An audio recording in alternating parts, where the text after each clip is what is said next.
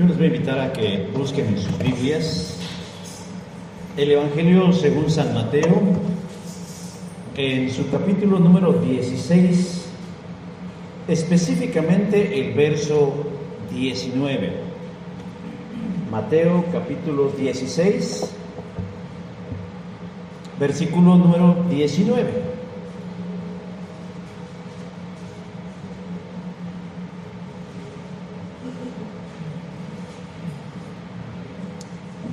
Y una vez encontrado, les voy a invitar nuevamente a ponerse de pie para que hagamos la lectura de este solo verso sobre el cual va a girar la reflexión de este día, esperando que sea de significado y utilidad para su crecimiento espiritual.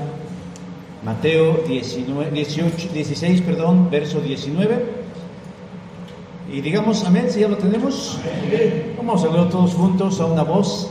Dice así la palabra de Dios: y a ti te daré las llaves del reino de los cielos, y todo lo que atares en la tierra será atado en los cielos, y todo lo que desatares en la tierra será desatado en los cielos.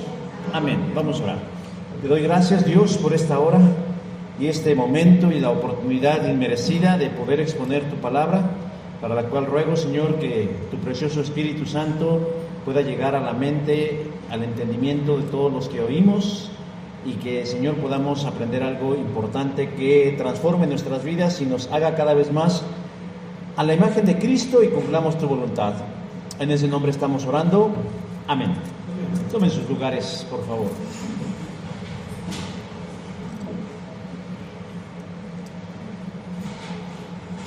El 13 de marzo del 2003, hace poco más de 20 años, las autoridades del Vaticano buscaban de manera imperiosa y desesperada, casi frenética, la mano izquierda, una que llevaba unas llaves.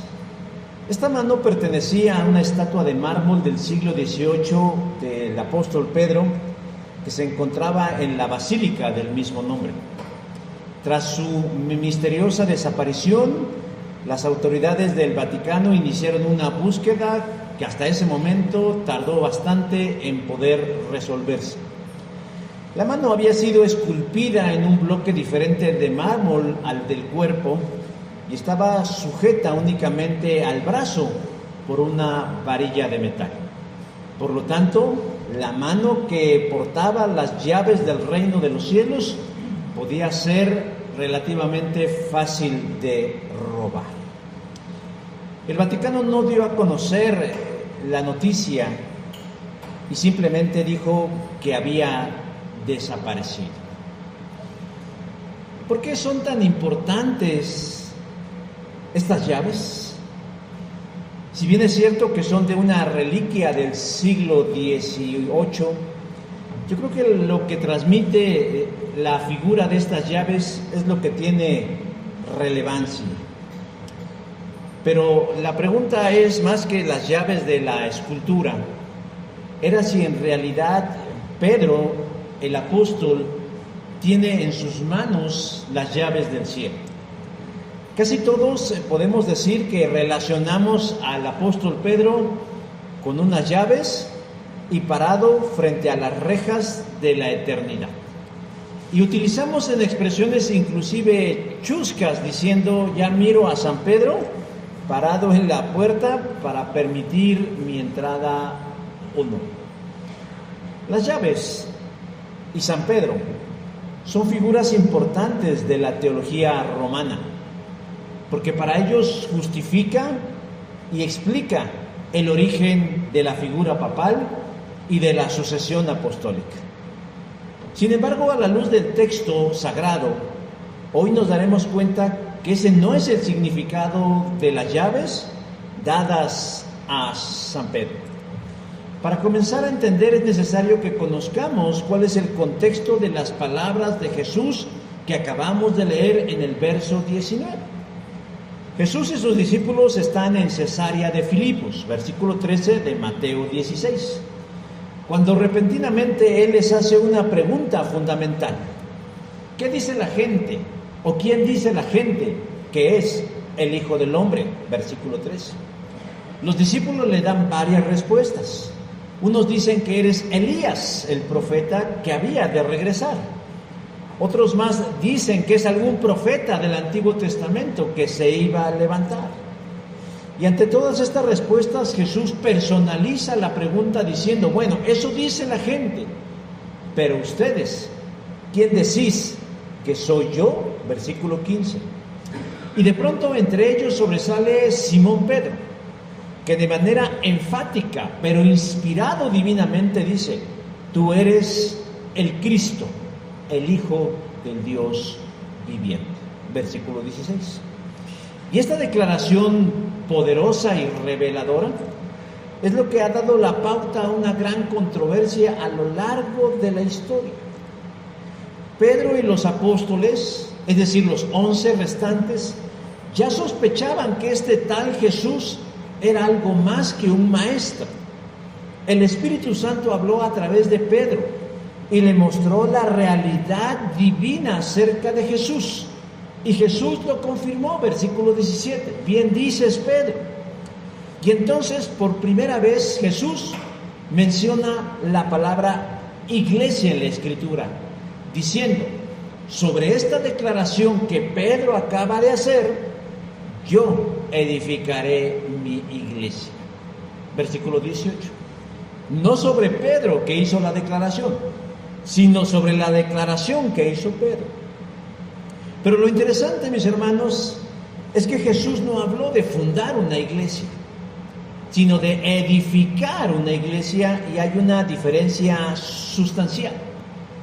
Porque la palabra de la que se traduce edificar también puede significar fortalecer, pero no habla de la fundación de una única iglesia. Una vez que Jesús establece que en la declaración de Pedro, Él edificará o fortalecerá a su iglesia, Él dice las siguientes palabras que acabamos de leer. Y a ti, refiriéndose a Pedro, te daré las llaves del reino. En ese momento, en medio de los 12, es a Pedro a quien Dios le delega la responsabilidad de abrir o de cerrar la entrada a la vida eterna. Contrario a la doctrina papista, esto no significa que a Pedro lo está revistiendo de alguna autoridad máxima, no, al contrario, pone sobre Pedro la carga de responsabilidad de que él sea quien abra la puerta del cielo con las llaves que él le da para que la gente pueda acceder a la vida eterna. Pero ¿cuáles son esas llaves que habla Jesús? El mensaje del Evangelio. Es la palabra del Señor. Es el mensaje de salvación conocida como buenas noticias. Y como fue Pedro el primero en dar la respuesta correcta, Jesús le da privilegio para que él tenga el honor de inaugurar el reino en los 3 mundos conocidos por los judíos del primer siglo: el mundo judío, el mundo samaritano y el mundo gentil. Él menciona a Jesús durante 70 ocasiones en los evangelios el concepto del reino de los cielos o el reino de Dios, no como una entidad futura o lejana, sino como algo que ya es una realidad. Lucas 17, 21 y 22. Pero es a Pedro a quien le encomienda ser el iniciador, únicamente el iniciador de abrir las puertas del reino. ¿Para qué? Para que haya acceso libre a todo aquel que cree. ¿Dónde dice eso? Aquí, verso 19. Porque todo lo que atares en la tierra será atado en los cielos, y todo lo que desatares en la tierra será desatado en los cielos. La palabra atar viene del griego deo, que significa amarrar, prohibir o no permitir. Y la palabra desatar viene de la palabra luo, que significa permitir, liberar o deshacer. De tal manera que estaba en manos del creyente Pedro el que permitiera o no, que liberara o no, que prohibiera o no la entrada al reino de los cielos. pero no en el ejercicio de una autoridad o de un capricho, sino más bien en el ejercicio de predicar el Evangelio. Hermanos, este es un hecho histórico. Es un hecho histórico porque marcó la pauta para que el pueblo judío del primer siglo entrara al reino de los cielos. Pero no únicamente el pueblo judío, sino el pueblo de los samaritanos entrara al reino de los cielos. Y no solo los samaritanos, sino los gentiles, nosotros entráramos al reino de los cielos. Empezó con Pedro, pero continúa con nosotros a lo largo de la historia.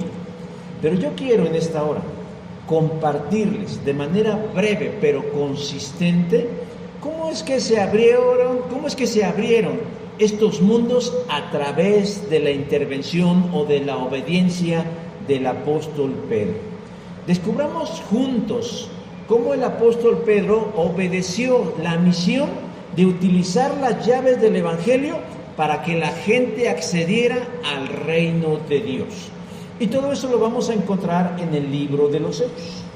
El primer ejemplo, o la primera, vemos al apóstol Pedro abriendo las puertas del reino de los cielos al pueblo judío. ¿Dónde? En el libro de los Hechos, capítulo 2, a partir del versículo 14, donde dice: Pedro, poniéndose en pie con los 11, alzó la voz y les habló diciendo. Si nosotros nos trasladamos al libro de los Hechos, nos damos cuenta que comienza diciendo que Jesús es ascendido a los cielos. Han pasado 40 días desde su resurrección y es subido hacia los cielos, con la promesa de que algún día regresará. Posteriormente nos dice que es nombrado el sustituto del 12º apóstol Judas Iscariote, que traicionó a Jesús. En eso se encuentran los primeros cristianos reunidos en un lugar conocido el Aposento Alto, el lugar donde Jesús celebró su última Pascua previo a su crucifixión. En el lugar hay 120 personas, de las cuales 12 son los discípulos de Jesús.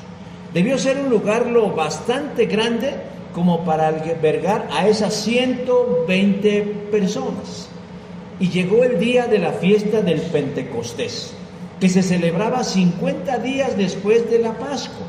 Se le conoce como fiesta de las semanas porque son 7 semanas y es una festividad donde se conmemora las cosechas, pero a la vez la liberación del pueblo de Israel de los egipcios. Con la fiesta del Pentecostés se cierran las celebraciones de la Pascua. Y era un tiempo donde muchos judíos de todas las naciones circunvecinas llegaban a Jerusalén para conmemorar la fiesta del Pentecostés. Ahí estaban los apóstoles y un buen número de seguidores de Jesús reunidos, cuando sorpresivamente se empezó a escuchar un fuerte estruendo en el cielo que retumbó el lugar donde se encontraban. Y dice el versículo 2 de Hechos 2 que era como un viento recio que soplaba. Imagínese usted que de pronto por esa ventana y por esa otra y por la rendija empieza a soplar un viento recio. Pero eso, hermanos, no era lo importante, porque eso solamente sirvió para llamar la atención de los 120 pelados que estaban allí. Porque justo cuando el viento recio llenaba el lugar, versículo 3, vieron con sus ojos que algo parecido a llamas de fuego se colocaba sobre la cabeza de cada uno de los presentes. Versículo 3 del capítulo 2 del libro de los Hechos. ¿Qué eran esas flamas que descendían sobre cada uno de los creyentes en ese lugar? Era el Espíritu Santo de Dios, tal como había sido prometido en el pasado a través del profeta Joel, que dijo: y después de esto derramaré mi espíritu sobre toda carne. Pero también Jesús profetizó anunció la llegada del Espíritu Santo. Juan capítulo 16, versículo 7. En el Antiguo Testamento, cuando ustedes lean el Antiguo Testamento, van a encontrar pocas referencias del Espíritu Santo viniendo sobre algunos cuantos elegidos, aquellos que Dios designaba para el cumplimiento de una misión. Pero si el aludido fallaba en la misión, el Espíritu Santo se retiraba. Ahora, en este tiempo, en el tiempo del cristianismo, el Espíritu Santo ya no viene sobre unos cuantos elegidos, sino que viene sobre el creyente verdadero. Los 120 están ahí reunidos y recibieron el regalo de Dios, el Espíritu Santo, que se manifestó al hablar en otras lenguas u otros idiomas. Versículo número 5. Este marca un momento histórico, porque inicia oficialmente el tiempo de la iglesia de Jesucristo. Aunque el concepto de iglesia viene desde el Antiguo Testamento, es en Hechos 2 cuando de manera oficial nace el movimiento cristiano. La forma en cómo se da la inauguración es a través de la influencia y la presencia del Espíritu Santo. Los creyentes, que todos eran judíos, pronto se dan cuenta que están hablando en idiomas que no habían aprendido antes, para proclamar las maravillas de Dios. Versículo 11. Este evento que yo estoy describiendo es muy interesante, pero a la vez es muy polémico, que causa posiciones encontradas, porque lo que podemos leer por el texto es que los idiomas que empezaron a hablar los 120 creyentes ahí reunidos, que era variado, para empezar no era el mismo, eran distintos idiomas, pero además eran idiomas conocidos, porque dice que la gente que pasaba alrededor entendían lo que estaban hablando. Pero hoy no me voy a detener a explicar el tema de la glosolalia o de las lenguas, porque no es el tema principal. Pero lo que sí voy a decir es que por el contexto, esas lenguas o idiomas eran idiomas que sí se hablaban en ese momento, porque oyentes cercanos que pasaban por el aposento alto identificaban que hablaban en su idioma. Dice verso 6, porque cada uno oía hablar en su propia lengua. Este momento es propicio. Dios lo había preparado para que en ese instante se utilizaran las llaves para abrir el reino de los cielos al pueblo judío. La ciudad estaba abarrotada de peregrinos, de judíos de todas las regiones y naciones de alrededor de Palestina, que asistían a la fiesta del Pentecostés y que algunos transitaban cerca del lugar. Y en ese momento, cuando el Espíritu Santo de Dios descendió, empezaron a hablar, y los transeúntes, los peregrinos, escucharon que hablaban en su lengua o en su idioma. Eso les llamó la atención, porque identificaron que los que estaban dentro de ese changarrito eran galileos, y se sabía que los galileos no tenían buena dicción, y que arrastraban las palabras, y que no hablaban el mejor arameo del mundo, pero de pronto se dieron cuenta que escuchaban hablar en ponto, capadocio, egipcio y demás idiomas que ellos conocían. Ahora, no es que se les iba a predicar en ese idioma, no. Simplemente este evento sirvió para llamar, para captar la atención de la gente que pasaba alrededor y se acercaran a ese lugar del aposento alto e investigaran por curiosidad qué sucedía. Decían, esto tiene que ver conmigo, y accesaban al lugar. Pedro, que está ahí junto con los otros 11, se puso de pie, buscó, yo creo, un lugar alto donde pudiera escucharse su voz, y no hablando en lenguas, sino hablando en griego, que era la lengua común de todos, empezó a predicarles el Evangelio. Versículo 14 al 35 del capítulo 2 del libro de los Hechos. Él les predicó el Evangelio de manera espléndida, de manera clara, de manera concisa. Todos lo entendieron.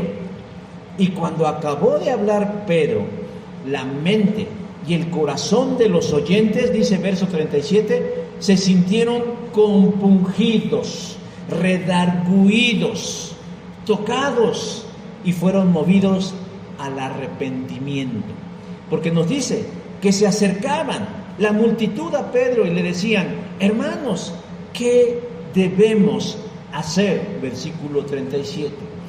Y Pedro en ese momento utiliza las llaves simbólicas dadas por Jesús y permite, desata, libera el acceso a la vida eterna para los judíos que están creyendo allí reunidos. Está cumpliendo el mandamiento del Señor, porque ante la respuesta de los presentes, Pedro les dice qué tienen que hacer. Arrepiéntanse de sus pecados, cambien de actitud acerca de ellos y abandónenlos. Sean bautizados en el nombre de Jesucristo y sus pecados les serán perdonados. Versículo 38 del Nuevo Testamento, Nueva Vida. Y como resultado de la fe de ellos, a escuchar lo que Pedro les decía, el verso 39 nos dice que otra oleada del Espíritu Santo vendría sobre ellos. Versículo 39. Y así sucedió. Una vez que ellos creyeron, también recibieron el don del Espíritu Santo. Dice, los que recibieron su palabra fueron bautizados y se añadieron aquel día como 3,000 personas. El plan de ir instalando el reino de Dios había comenzado. En tan solo unas horas, la primera iglesia bautista cristiana de Jerusalén, ¿verdad? Hasta levantaron la mirada. Sí, pasó de ser 120 miembros a 3,120 miembros. Tan solo en un instante. En un instante de 120 creyentes reunidos en un lugar, el Señor había añadido 3,000 almas más que habían creído. 3,000 almas de judíos que habían creído en el Señor. Ellos no podían quedar fuera de la salvación del Señor, porque Él ya había elegido a Israel desde Abraham para que siguieran siendo su pueblo. Y fueron los primeros, Dios los privilegió para que fueran ellos quienes gustaran de la salvación dada por Jesús. El segundo momento en donde nosotros vamos a encontrar a Pedro abriendo las puertas del reino de los cielos con las llaves del Evangelio es en la ciudad de Samaria. Versículo 14 del capítulo 8 del libro de los Hechos, que dice: cuando supieron que la gente de Samaria había aceptado el mensaje de Dios, mandaron allá a Pedro y a Juan. Una vez que la iglesia en Jerusalén se estableció, empezó a crecer con el pie derecho. Versículo 42 a 47 del capítulo 2. Crecía en todos los aspectos posibles, pero los líderes judíos, los fariseos, los saduceos, atacaban constantemente a la recién nacida iglesia. Hechos capítulo 4. Pero no conseguían apagar el celo y el amor de esos creyentes. Al contrario, parecía que sus acciones alentaban y avivaban más, y la iglesia crecía, porque pasaron de 3,120 y después se añadieron 5,000 personas más, y eran 8,120 cristianos. Pero hubieron dos factores que habría de sacudir a la iglesia de Dios para utilizarla a expandir sus horizontes. el 99.99999 hasta que se termine, eran judíos los miembros de la iglesia. Y Dios quería expandir sus horizontes. Para eso se valdría de dos hechos importantes.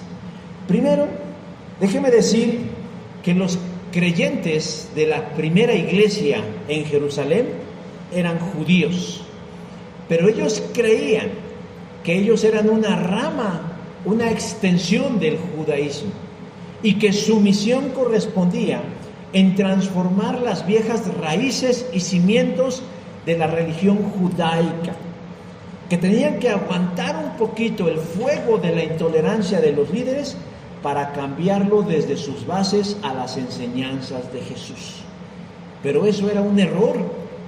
Dios no es judío, Dios es universal. Ellos se centraban en su etnicismo, creían que únicamente la salvación era para ellos y no para los paganos. Dios quería cambiar esa mentalidad de los primeros creyentes judíos. Y entonces sucedería un evento importante.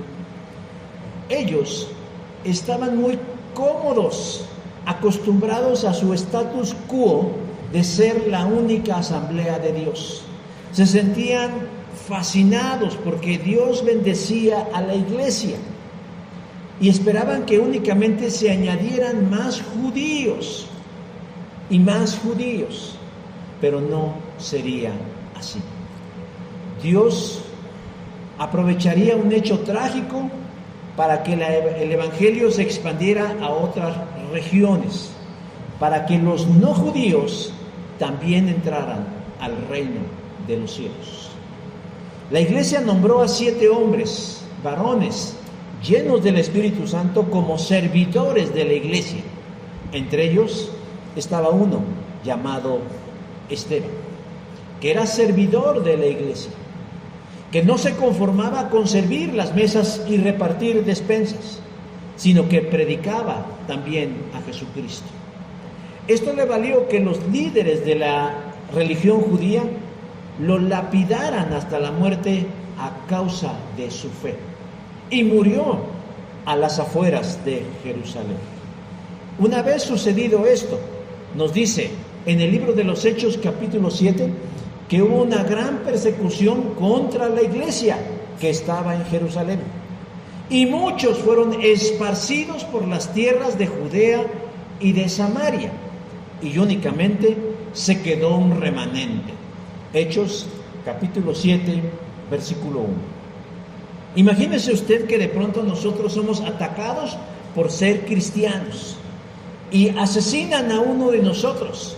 Y como es natural a la naturaleza, valga la redundancia, humana, decimos hay que ponernos a salvo.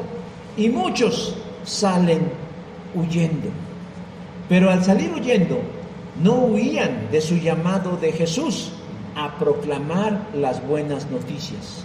Muchos de esos que salieron huyendo de Jerusalén llegaron a diferentes regiones de Judea y entre ellas las de Samaria, y hablaban de lo que Dios había hecho en sus vidas. Versículo 4 del capítulo 7.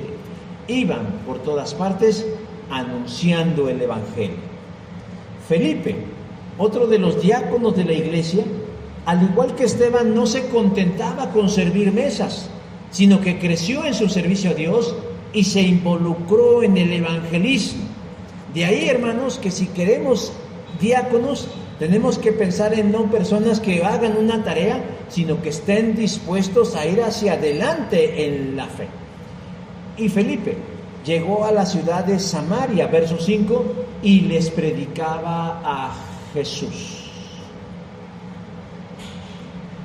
El narrador del libro no nos dice que Felipe haya tenido algún tipo de prejuicio de compartirle a los samaritanos, porque él parece haber entendido que el reino de Dios no era exclusivo de unos cuantos, sino de todo aquel que cree.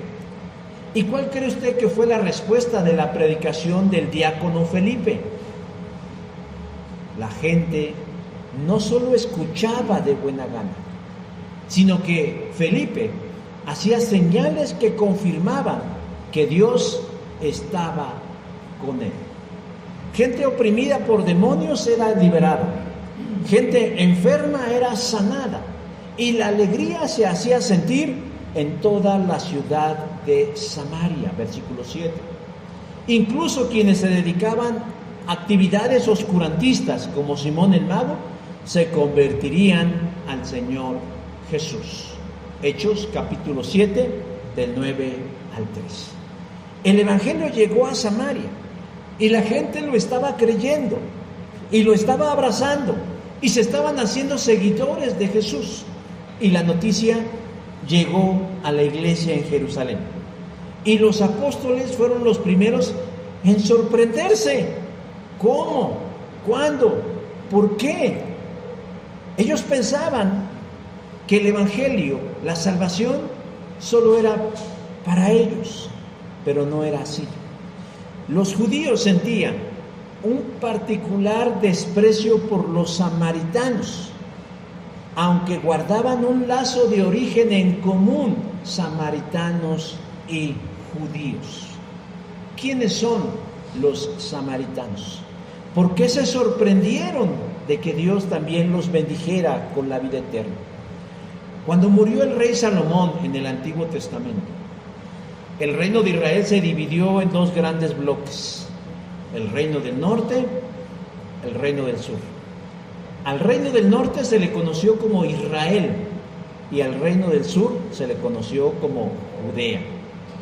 En la historia, paralelamente, ambos reinos continuaron.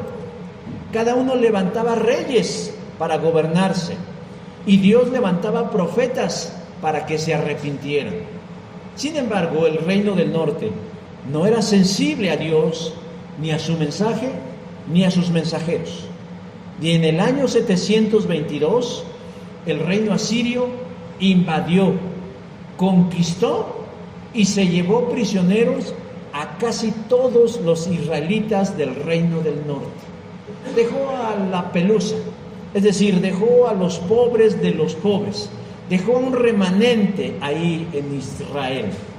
Y el rey de Asiria repobló esa región, llevando gente de Babilonia, de Cuta, de Aba, de Amad y de Servaim, paganos, idólatras que no conocían al Dios verdadero, con sus ideas, con sus costumbres, con sus religiones.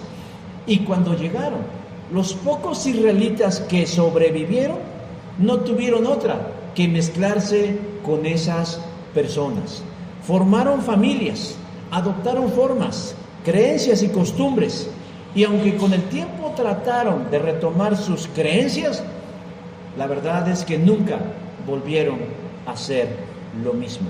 Ese es el origen del pueblo de Samaria. Ellos construyeron un templo en el monte Gerizim. Ellos tomaron el Pentateuco, los únicos 5 libros de Moisés, como regla de fe. Y ellos decían ser descendientes de las 10 tribus que Asiria se había llevado cautivas. Pero aún así, hermanos, aún así, los judíos menospreciaban a los samaritanos, los consideraban repugnantes e impuros, y oraban de la siguiente forma: gracias Dios, porque no me hiciste perro y porque no me hiciste samaritano. Utilizaban el término samaritano para denostar o ofender a alguien. A Jesús, por ejemplo, cuando sanó a un endemoniado, dijeron: demonio tienes, has de ser samaritano. Cuando Jesús explicó la parábola del buen samaritano, los oyentes se sintieron ofendidos porque los compararon con un samaritano. Es más, no los compararon, los pusieron por debajo de un samaritano, y eso lo tomaron a mal. No se llevaban bien judíos y samaritanos, aunque venían de la misma línea de Abraham.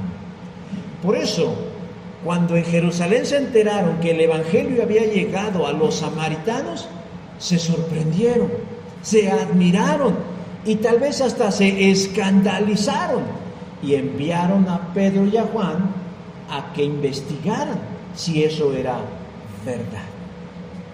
Esto no fue algo fortuito, sino deliberado. Se necesitaba que Pedro estuviera allí en Samaria para que verificara a la luz del mandamiento de Jesús si también las llaves del reino serviría para que entraran los samaritanos en el pacto de salvación. Felipe ya había hecho el trabajo difícil, les había predicado y los samaritanos ya habían creído, ya inclusive se habían bautizado, pero les hacía falta algo importante, versículo 15 del capítulo 8. Al llegar Pedro y Juan, oraron por los creyentes de Samaria para que recibieran el Espíritu Santo. Esto es muy controversial, porque ya habían creído, porque ya se habían bautizado, pero les faltaba las arras de su salvación, la presencia del Espíritu Santo. Pedro hizo lo propio, lo ordenado por Jesús. Abrió, permitió, no les prohibió la entrada al reino. Les impuso las manos y ellos recibían el Espíritu Santo. De haberse negado Pedro, amén de ser desobediente, hubiera atado o cerrado la entrada del reino a esos samaritanos. Pero no fue así. Al orar, al imponer sus manos, abrió las puertas del reino y permitió que los samaritanos que habían creído, los menospreciados, los que consideraban perros, los que habían puesto su fe en Jesús, también eran salvos, también habían llegado a ser hijos del Señor. Y solo como un dato interesante, no hay registro en Hechos capítulo 8 que la llegada del Espíritu Santo a los creyentes en Samaria se evidenciara a través de lenguas o idiomas desconocidos. De tal manera que las lenguas no son para todos y no necesariamente es señal de la llegada del Espíritu Santo. Pero antes de pasar a la tercera parte, yo quiero compartir con ustedes un canto. A mí me gusta mucho este canto. Yo espero que usted no tenga prejuicios, porque yo veo más bien el mensaje y no ciertas cosas que puede haber alrededor del mensaje. Pero me encanta, porque me parece que debe ser el espíritu del creyente en cualquier lugar donde se encuentre. Yo quiero compartir con ustedes este canto que se llama Alma Misionera.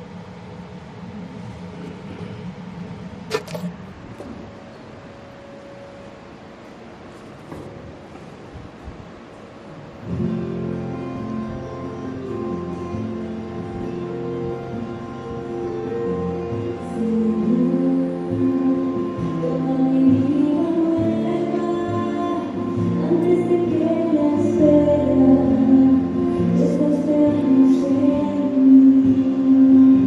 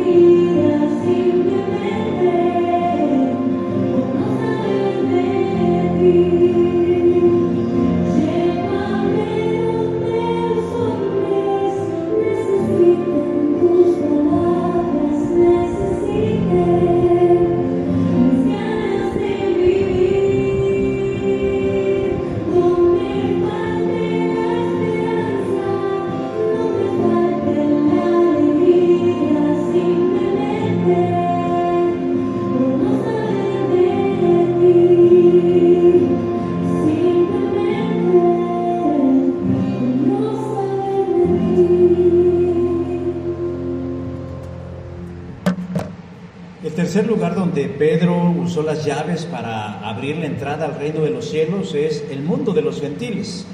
Hechos capítulo 10, verso 34 dice: entonces Pedro, abriendo la boca, dijo: en verdad comprendo que Dios no hace acepción de personas.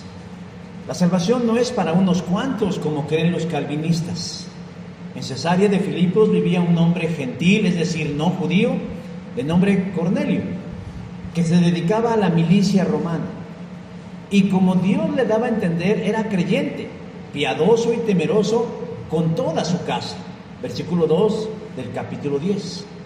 Él y su familia simpatizaban con el Dios verdadero y por eso no veían impedimentos para hacerle el bien a su prójimo, porque hacían muchas limosnas al pueblo. Versículo 2. Dios se agradó de él, se agradó del hombre, y contraria a la doctrina de la gracia calvinista, donde dice que el ser humano está tan corrompido que no puede acercarse a Dios ni Dios a él, nos damos cuenta que hay gente que Dios mira con agrado y Dios quiere salvarla.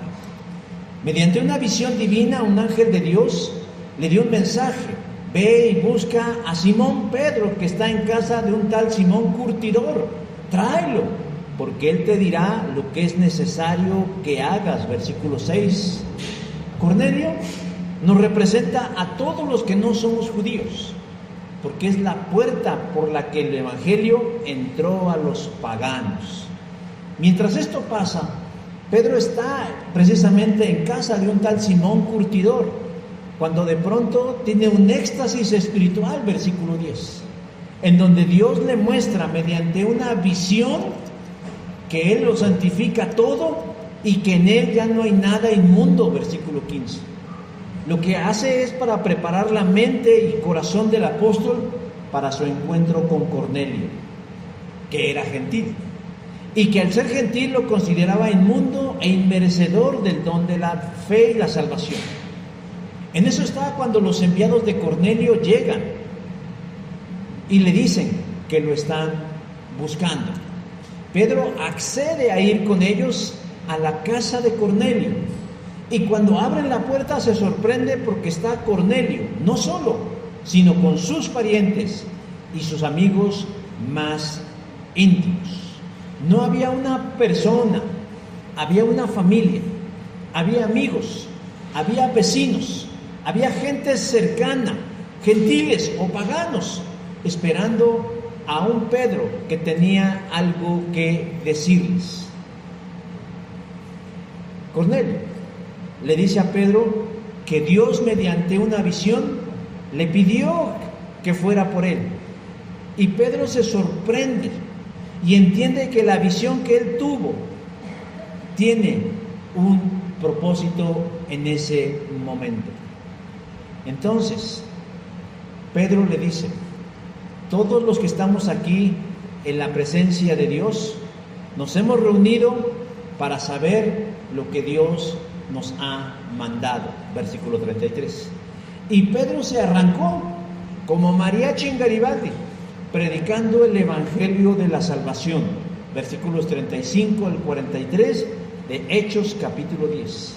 Y en eso estaban predicando, cuando dice el verso 44, que el Espíritu Santo cayó sobre todos los que oían su discurso. Las llaves del reino de Jesús, dadas a Pedro para que permitiera, para que abriera, para que desatara la entrada a la eternidad, están funcionando en ese momento. Los paganos que estaban allí escuchando el mensaje de Cristo fueron bendecidos con la salvación. Los judíos creyentes que acompañaban a Pedro se sorprendieron de que también sobre los gentiles se derramase el don del Espíritu Santo. Verso 45. Aquí se nos dice que empezaron a hablar también, como en Hechos 2, lenguas o idiomas no conocidas o no aprendidas por ellos.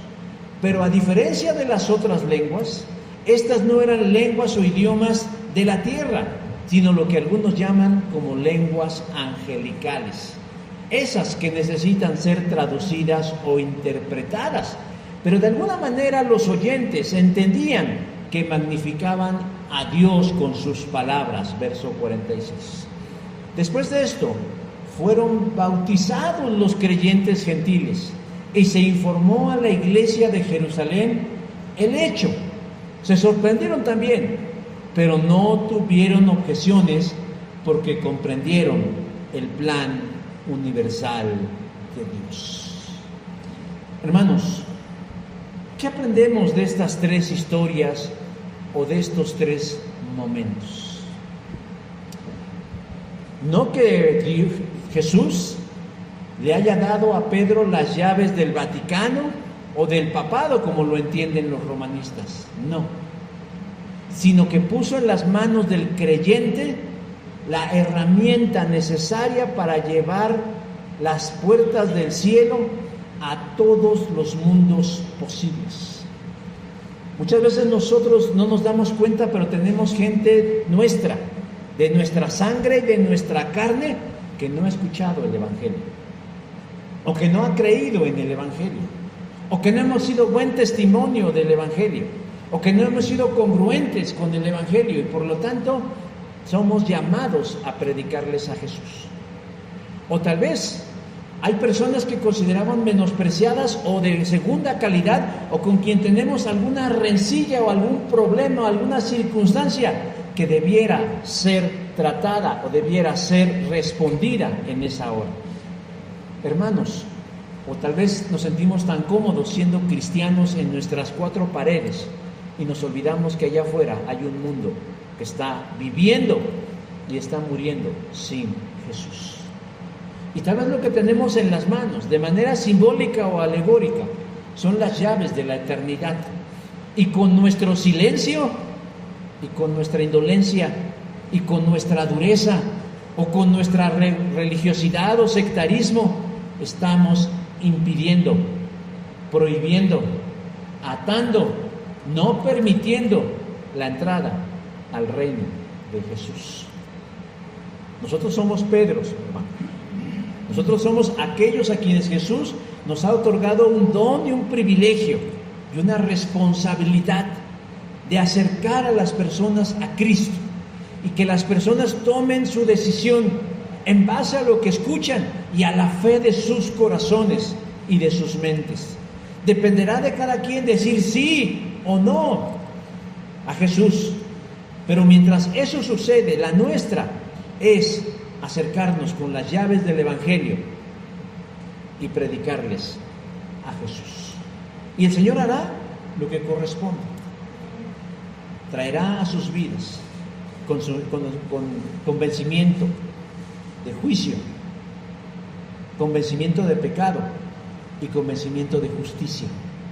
Y si creen en verdad, el Señor les otorgará el don del Espíritu Santo, el cual es las arras de nuestra salvación, el sello de que somos sus hijos, y que se evidenciará con el cambio, la transformación, la conformación de nuestras vidas al carácter de aquel que nos amó. Hermanos, utilicemos las llaves del Evangelio para atraer a la gente a un encuentro con Jesús. Que, como decía la persona que cantaba, que el Señor nos ponga con las personas que necesitan escuchar la palabra del Señor. Amén. Vamos a ponernos en pie y vamos a hacer una oración para terminar. En esta hora, Señor, te bendecimos, te alabamos, te glorificamos, Señor, y te exaltamos, porque solo tú eres bueno y maravilloso, porque tú eres único y excelso, eres bueno, y porque en un momento, Señor, tú miraste nuestra condición, hiciste lo que tenías que hacer para llegar a nosotros, usaste a alguien o a algunos que, formando parte de tu reino, Señor, estuvieron dispuestos a utilizar las llaves del reino para permitirnos la entrada. Y así nosotros también queremos, Señor, ser utilizados por ti para llevar, Padre Santo, tu salvación a todos esos mundos, a todos esos lugares, a todas esas personas a todas esas mentes, a todos esos corazones, para que, Señor, ellos conozcan, sepan quién es Jesús y qué es lo que tiene para ellos. Que te conozcan a ti, al único verdadero Dios, y que reciban de ti, Señor, el poderoso Espíritu Santo, el cual, además de ser la fuerza tuya en nosotros, tu presencia misma en nosotros, es el sello de garantía que estaremos en la eternidad. Te bendecimos, Señor, en esta hora, por los méritos de Jesús. Amén. Tomen sus lugares.